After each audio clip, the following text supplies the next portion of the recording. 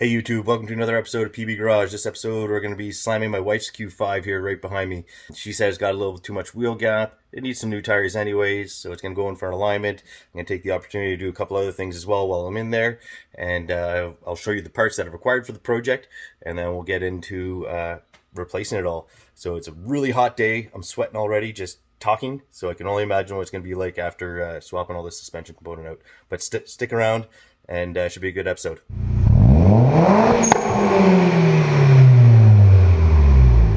Alright, here are the parts I've required for the project, and let's start with these springs. So these are the JHM lowering springs. Right now the truck has about 4.5 inches of wheel gap to the fender.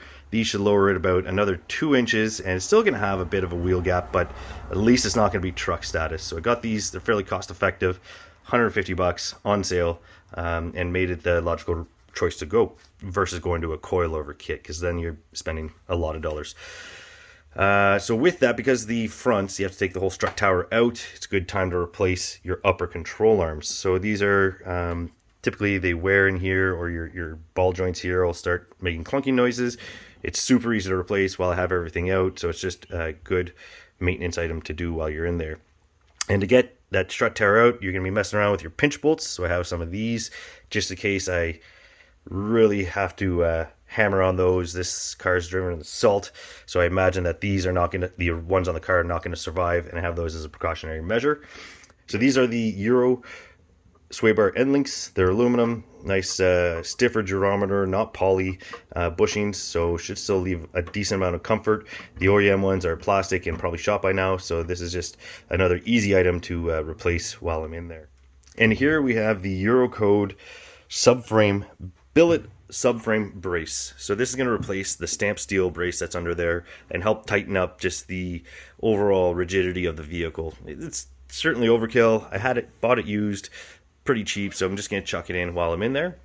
Now, when you buy these, they come as a kit with OEM bolts. Those OEM bolts are the OEM length. Whereas what I've done is I've sourced some from various Audis. I'll put some part numbers in here that are a little bit longer by about 1/2 inch. If you reuse your OEM ones, the stamped steel is only about, 1/8 of an inch thick, whereas this thing's about over 1/2 inch thick. So I've got some longer bolts to make sure I have full thread engagement as I'm reinstalling these. And you'll see that as I'm taking it out and comparing the old hardware to this stuff. So anyways, that's it. And we'll get into it. So before I jack up the vehicle, I'm just going to get rid of some of this stuff that is on the top side. I'm just going to loosen the sway bar bracket bolts here. And then I'm going to take the whole sway bar right out, so that way I don't have to do it when it's jacked up another 2 feet. So it looks like I might just need to take these separate pieces out. I don't know if I have to take the whole thing out.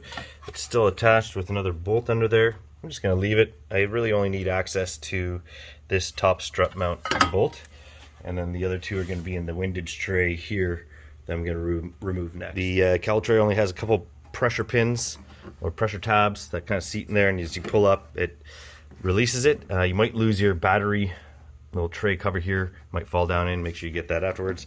And the thing should come right out, and you'll be able to see another 2 bolts for your top hat. So I'm going to go ahead and remove all of those 8 bolts, so I don't have to do it once it's all jacked up. So these top strut mount bolts are actually a 16 mil bolt. I've got a 5/8 bit on there. My impact set only has 5/8, not the 16 mil bit. So I'm going to go ahead and just give these things the beans. So when you get into the inside of the cowl, there's another 2, like I said. Just make sure you hold on to the bolts as you're taking them out. You don't want to lose them underneath something unless you have a magnetic pickup tool. Sometimes they can run away on you if you're not holding on to them.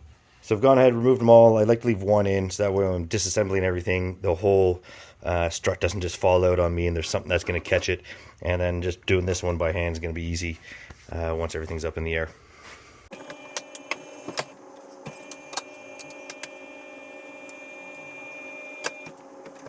So I'm going to start with the rear springs. My strategy here is to disconnect the subframe so I can pop these out and slip the new ones in, then bolt the subframe back in. So the subframe has 2 bolts here, one here, and another one tucked away under here. So I've got this panel. There's just some T25s, 1, 2, 3, and a couple more under here, and then that's going to expose that subframe bolt. So I'm going to put a jack underneath the subframe as well to support it as I undo these bolts. I'm not going to take them out completely. I'm going to drop them down probably about 3/4 of an inch. See if that's enough room to wiggle these things out. I might need to get a spring compressor on it somehow, but we'll see how it goes.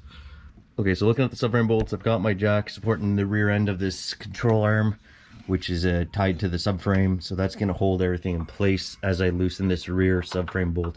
It's an 18 mil, and it's fairly long. It'll come right out because it's supported, so nothing's going to drop. And what I want to do is just make sure there's a couple turns in here. So that way when I lower the front one, or take the front one out completely, and then I'll start lowering my jack, and the whole subframe will rest on this. So coming around to the front, you can see this is a 21 mil subframe bolt, and I broke that already, so I'm just going to take this one completely out while relying on my jack. So, okay, so I have my front subframe bolt out completely, and then I'm going to start lowering my jack. And you'll see the subframe start to drop like that. We'll see if that's enough to kick that spring out. So it wasn't enough to get the spring out. It's pretty loose. So I took the rear subframe bolt right out, and I just start lowering the jack very slowly, and see how much I need to go so I can get that spring out.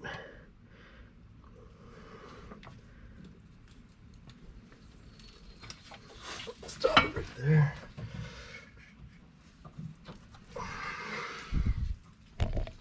So I do have quite a bit of gap here. It's about 1 inch, 2 inches. The spring's still pretty tight in there, so I think what I'm going to try to do is get a spring clamp on here now that there's a little bit more room to play with, so I could pick up and or compress it a little and then pop it out. So messing around with spring compressors is always a little bit of a fun time. I got this down on the lowest setting that I could, just given the overall height I have with my spring compressor. It's locked here on the top. I did take my strut out, so there's two 15 bolts here. Once you pull this back, you can get the 2 bolts out, and a big 21 at the bottom that you get from the underside of the car. And I kicked that away, and that gave me a little bit more room to mess around with the spring compressor.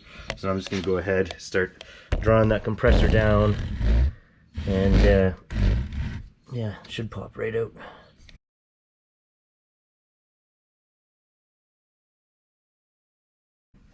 And you can see the top mount starting to get a little loose, so it's not very much compression needed. It's only about for 1 inch. Bottom is starting to come up as well a little bit, it's starting to float around. I was afraid of that was going to happen.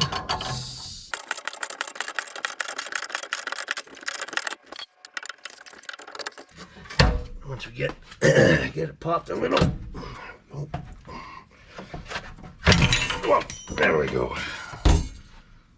And just leave that away from your face. Okay, so here's the old versus new lowering spring. You can see how much shorter it is.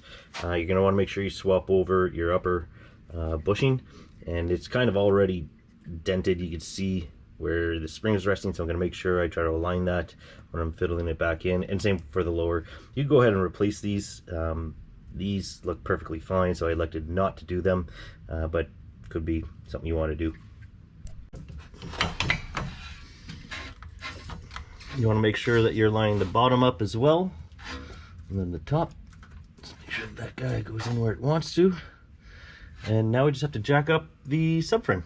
So plenty of room, no spring compression needed. And we'll see, we'll start hitting that jack, see what happens.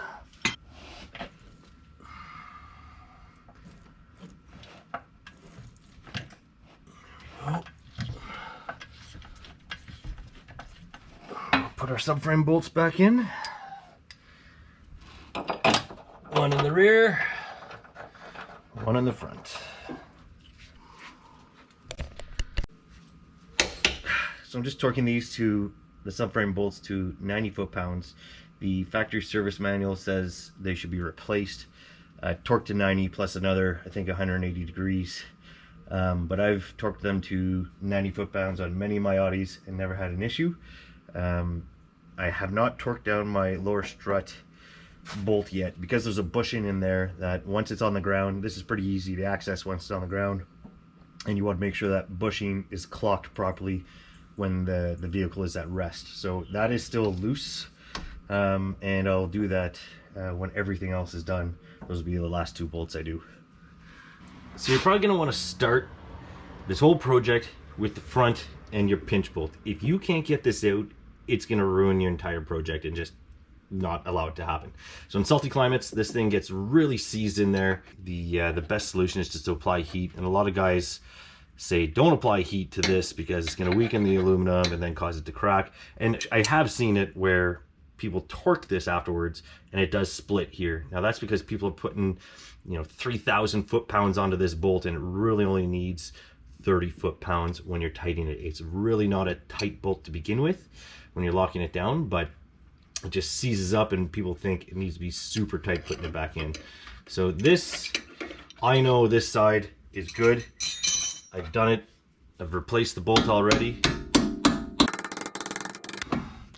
Now that rarely ever happens, only because I replaced it recently. The other side I haven't, and I'll show you how much of a challenge these things can be. So you don't want to lose your washer. This was stuck on with some of the grease that I had on there, so make sure you take that washer and leave that on the bolt end, the head end of the bolt. A lot of guys lose those, don't replace them, and as they're tightening it, it starts to gouge and mar the surface of your knuckle. All right, so this is the pinch bolt that is most likely going to be seized. It's got a 16 or 5/8 mil to take the bolt off. You try to soak this in advance with some penetrating fluid. I don't think it's ever going to help. There's just so much scuzz in there that no amount of penetrating oil is going to help it.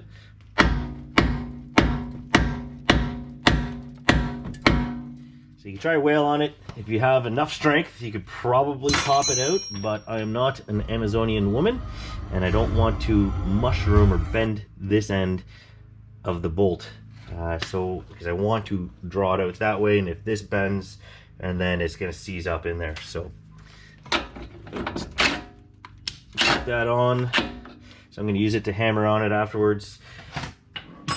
The best tool of choice is going to be heating it up. Now, I'm replacing my upper control arms here, so this rubber here, as I'm heating it up, you're not going to want to set this on fire. Some guys just send a pile of heat here and just set the whole thing on fire. That's not really the way this factory service manual tells you to do it. They don't even tell you to use heat because they don't expect it to be seized, obviously. But if you want to reuse these bushings or these control arms, you can. What I've done is I've put tin foil, a couple layers, and wrapped it around here just as a precautionary measure, so you don't burn them right through. If you angle the heat properly, you'll be able to avoid even having to put some tin foil on these. I like to hit it from underneath.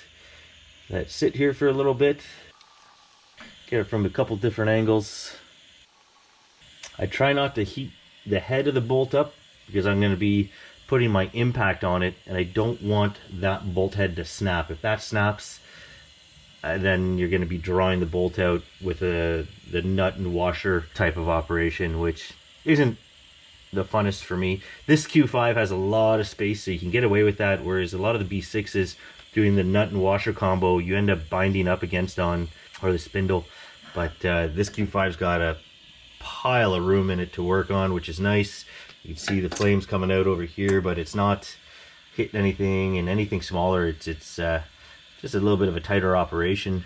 I will try to get some heat into the bolt itself on this end, because it will transfer a decent amount of heat. You can see the nylon in the bolt is starting to melt, so things are getting a little hot, which is good. That's what you want. You can try to do this with your propane, your blue propane bottle, or MAP gas. I've never been successful with it. That stuff never gets hot enough. I feel the torches or oxyacetylene is the only way to truly get this unseized or unstuck. You see it just getting a little too hot there for that bushing or that ball joint. I like to start with a light duty impact.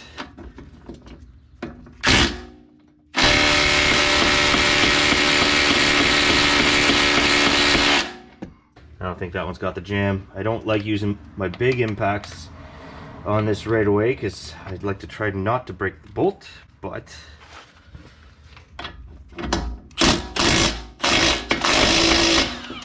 you can see that going already. Actually, that's the bolt snapping. That's not good. So it did start to twist somewhere in there, and that's the bolt that's about to snap, and I don't want that to happen, and that's gonna make this whole project much longer. So I'll have another go at it, put a little bit more heat into it, try it again. I'm not going to use my impact on full jam because I think that's just going to snap the bolt. My flame doesn't look to be the hottest right now, but that's okay.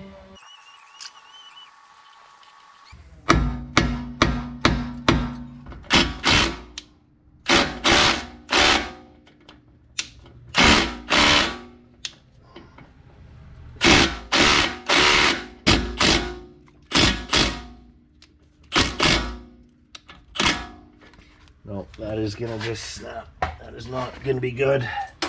This is going to ruin my day. I've got it so hot that the nylon bushing is just melting from the heat being transferred through the bolt.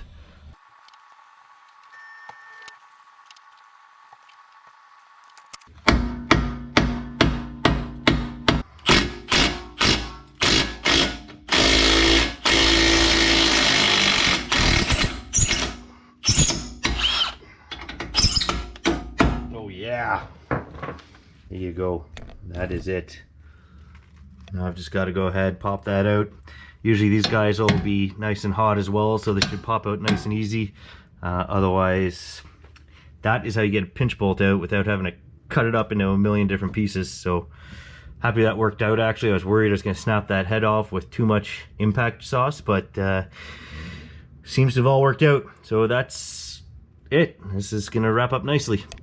And then all we have to do is unbolt this lower, I think this is a 18 mil clamp bolt, and the whole assembly will come right out. I do have my sway bar end link that's on the back side here, so that's a 16 mil bolt. I'm going to take the whole linkage right out, and then this whole thing's going to just come right out, and we're going to work on this spring on the bench.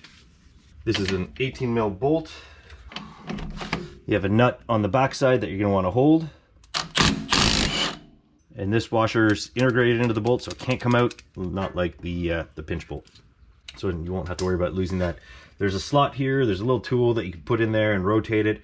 I just stick a chisel end in there, and that's good enough to spread this open, and then allow you to release the strut from, I guess that's, I don't know, another knuckle. I'm going to go ahead and take the sway bar end link on the back here off, which is a 16 mil.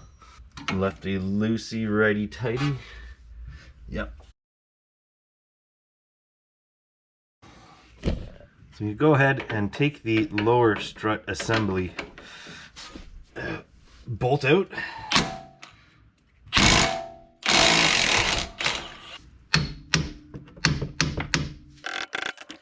So this whole strut assembly is loose. You can see it kind of bubbling up already. I've got one bolt here holding the top in, like I mentioned before, so I'm going to go ahead and just undo that. There we go. I mean, technically I could swing all this out of the way. This should do it. I probably should have kept that top bolt in.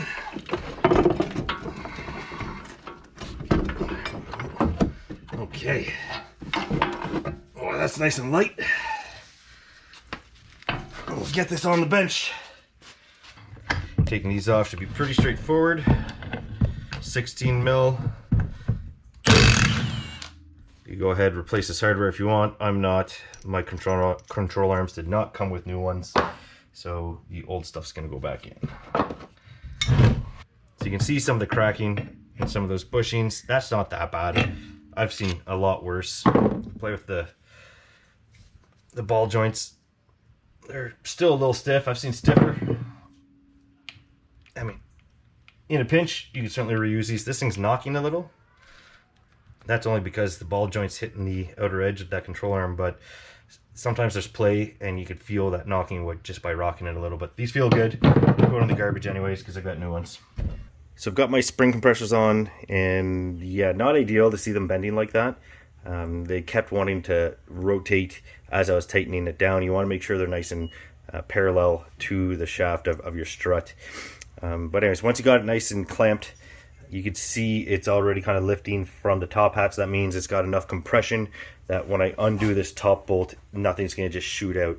The way you want to do it is you get a 6mm Allen bolt in the shaft end here, and then you have a 18mm offset wrench that's going to turn that bolt in there. So guys, you can get away with just an impact. I like to go nice and slow, make sure that nothing comes out and explodes on me. So this is a little bit more controlled. It's taking the top bushing out. You have this little spacer. You want to make sure you keep that and put that back in when you put your bushing on top of it.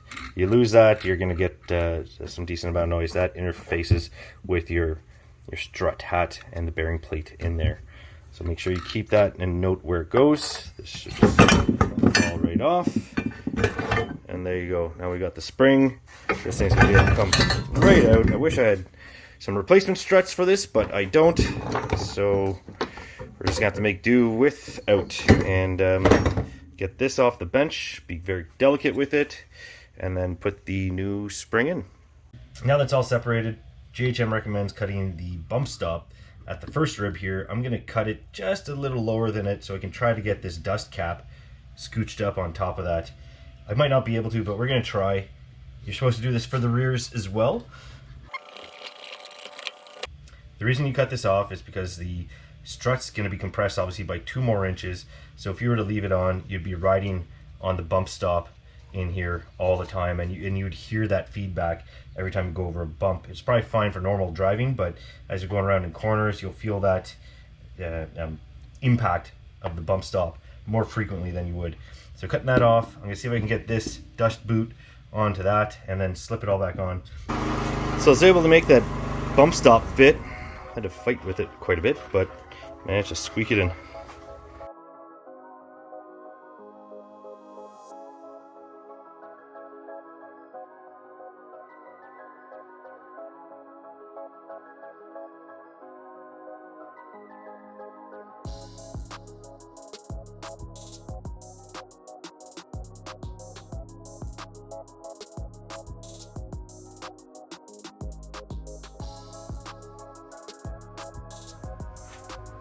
So we're going to leave these upper control arms floppy. Once we get this all into the car, we're going to load the suspension, and then we're going to torque these at their resting height. Otherwise, if I just gave them the beans right now, they're going to be under tension and you're going to blow these rubber bushings all day long. So you want to make sure you load your suspension, then tighten these. No different than the lower rear strut on the back. So this is ready to go back in. Alright, so we're ready to load this strut assembly in. This is way easier if you have an extra set of hands. This is heavy and fumbly, but it's doable. And what we want to do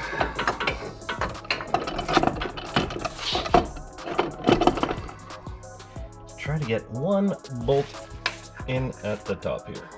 And then we'll get the bottom strut mount on. That should click in quite nicely. These ball joints are super stiff, making it a little bit of a fight to get in, but it's doable.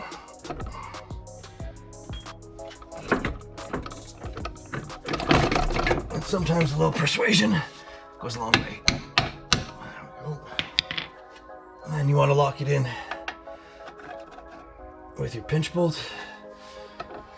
One, get the other one in.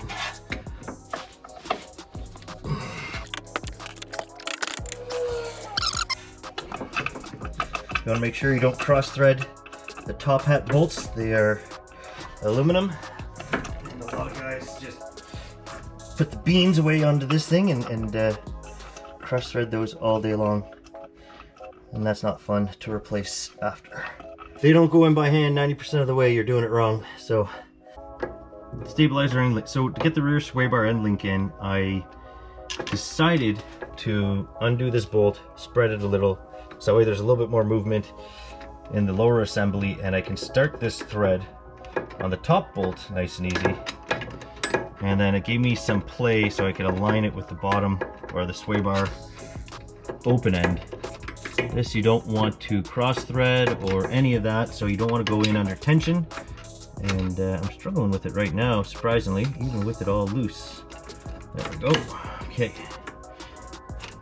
This thing kind of goes in on an angle. It's kind of a little funny. So with that started, and then I'll be able to do my nut and bolt combo on the bottom, wherever that needs to be. And that you can use your drift pin as well if you want to try to align those a little bit better.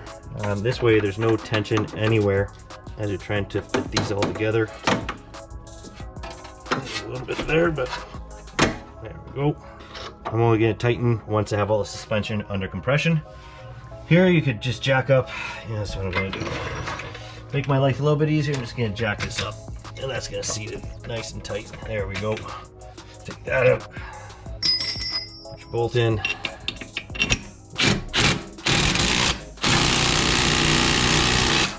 Okay, so to compress your suspension, you get your jack underneath the control arms and start compressing it, jacking it up, and you'll start to see everything tighten up. Once it gets off your quick jacks or your other jacking method, that's how you know it's gonna be fairly close to ride height. So now you can go ahead, do your upper control arm bolts, do my sway bar end links, and I'm going to do my bottom strut bolt here. Okay, so last couple bolts, and these Q5s, they have a lot of room in them compared to the B6 chassis, which is nice for a change. Usually this isn't this easy. So for the final bolt, the pinch bolt here, it does not need to be under compression, but this is not like your other bolts. This does not need to be torqued to 1,000,000 foot-pounds. It is just 30 foot-pounds, which is borderline hand snug for some people with robust forearms. So be delicate, get a torque wrench if you're not comfortable with your own strength. I've been doing this a while and comfortable with that being 30 foot-pounds. And that is all she wrote. Okay, so here we're gonna do the cross brace.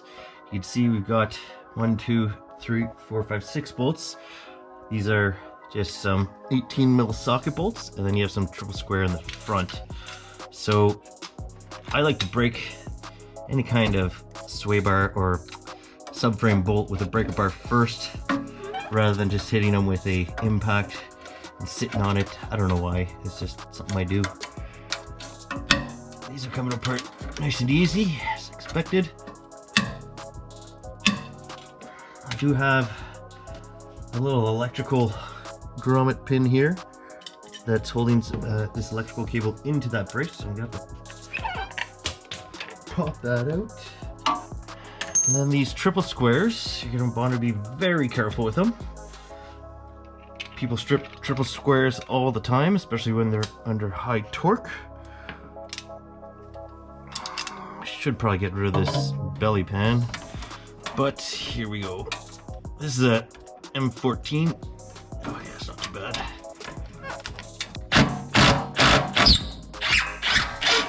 Oh yeah, that's a nice sound.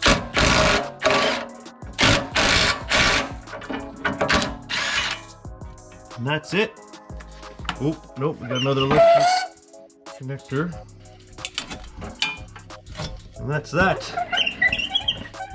So here's what I was saying about the old hardware and new hardware and the length.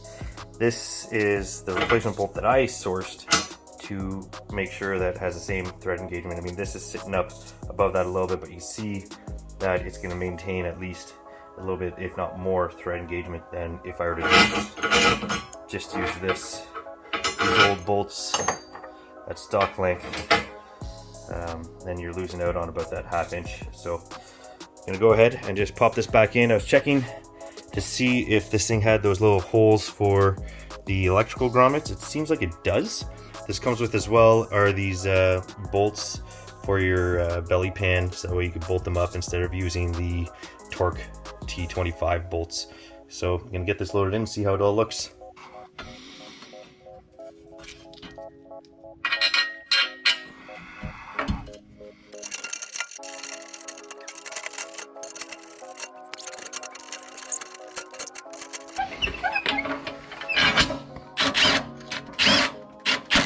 I like to snug everything up to where it's just a little bit loose. Make sure everything aligns and doesn't bind.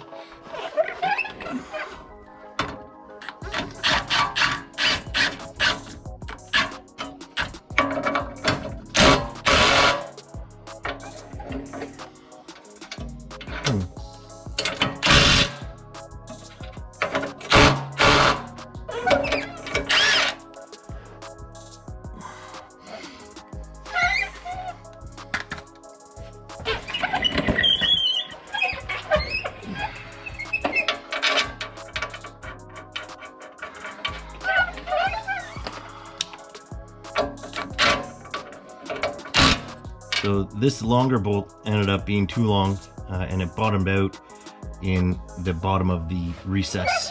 Whereas these ones, they're drilled right through, so there's plenty of room for them to come up. And same with that one. I'll show you here. You can see the top of that one coming through nice.